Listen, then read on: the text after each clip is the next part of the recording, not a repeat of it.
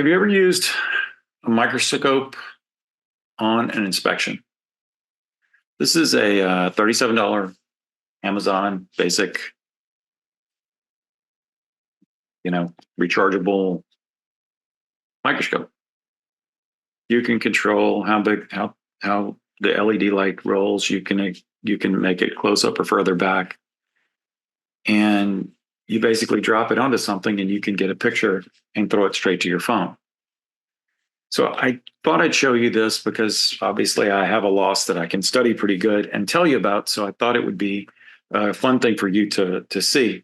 So the first thing I'm going to show you here is on the left, you'll see that there is a picture of a close-up of an antique. It's from the late 1800s. It was made in Scotland. It was bought at an auction after making it across the pond to the United States. It had lived over there in Europe in its entire life and just come over about 3 weeks ago. Then we look on the right and we see that this is essentially the same thing, the same period, the same finish, the same source, the same age. And this has been sitting in a building with soot in it for about 3 months. And you can see the difference. And all we did was use this cheap microscope to look at this.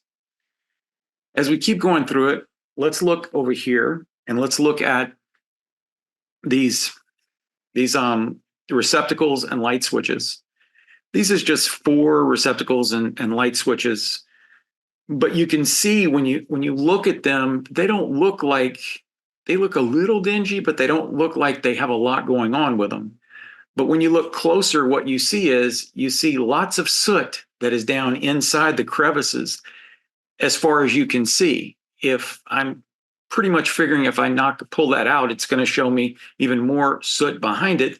And I probably ultimately will do that, but this gave me a really good example of what that was. Once again, a $37 cheap microscope. The next one I want to show you is I want to show you where we had actually 4 rooms in the structure that were not directly touched by smoke. Now, when I say not directly touched by it, the door was closed. There was a little HVAC going on. It was way outside of where the brunt of it was. So these walls don't look exactly dingy. But we look at each one of these 4 pictures and we see obviously there's a lot going on here. And a lot more than you would have expected when you couldn't see it with your own bare eye. And there's like countless examples of when you can use this. You can use this like on a metal roof. So you got a metal roof, and that metal roof looks pretty normal, but you know that it had wind, it had chunky wind, and maybe it had hail, but you're not seeing the damage. But what you're trying to figure out is direct physical loss. Trying to find the truth, not the conjecture, but the truth. Because what we do on claims is what? We don't have an opinion conversations. We have fact conversations. Just the facts. Just the facts, ma'am. I just need the facts. Otherwise, we're not doing our job worth a damn. So you put this on that roof and you can see down to where where it got delaminated or where it got banged up, but you can't see it with your bare eye, but you still can see that direct physical language. Snap it on your phone and go to the next thing. We've used this with bricks before. You can look at a brick, and an interesting condition is, if there's an architectural detail on a brick, you'll typically find that, if there's like breaks or chips on them, because a lot of bricks are done that way, you'll see that those ones that are architectural details have mortar in them. There'll be a small amount of mortar, but you'll see the mortar in them. If you go then again and you look with that microscope and you look for places with mortar, and then you look for places that don't have mortar, the ones that don't have mortar are brand spanking new. You can also see the ones that don't have cobwebs and dirt and all that other stuff in them. But you can't see it with your naked eye. But you can with a $37, you know, I don't know if it's exactly 37. I think I bought it when it was 37. It might be 40 now, but I mean, there's a bunch of different examples of this.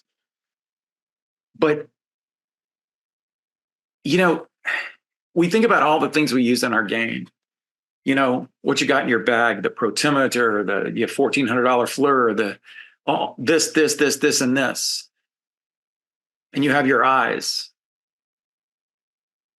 But chances are good, if you could see down to more of a microscopic level, you could see more of what was going on so that you could find out the cause of the loss or the extent to which the loss has done damage.